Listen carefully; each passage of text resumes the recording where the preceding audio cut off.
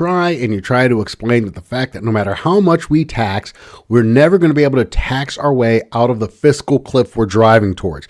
Every time you talk about economics, somebody on the left says, well, if we just tax the rich and the billionaires, we could solve all of these problems. So I'm going to give you the ultimate lefty kind of wet dream of how much money could be raised through taxes.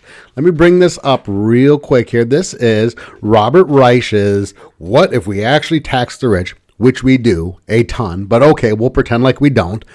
You can go through this little article, look it up yourself, but I added up each one of these little paragraphs is like how much money they can raise in taxes if they do this, that, and the other.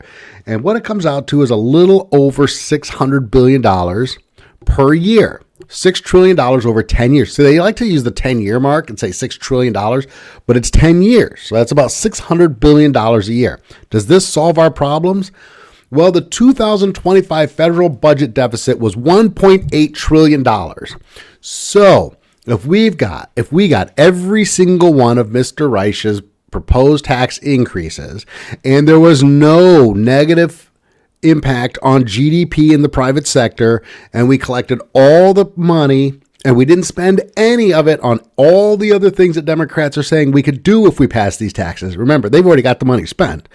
But if we didn't do anything with it and just used it to add to our federal revenues, we would still run, wait for it, a $1.2 trillion budget deficit. Do you understand? Do you understand that this isn't a solution for the fiscal cliff that we're heading to, and that massive deficit spending is the predominant reason that you can't afford stuff? The number one reason things keep getting expensive is because we're deficit spending and pumping tons of money and increasing the money supply, pushing up asset prices, period. And nobody wants to address it.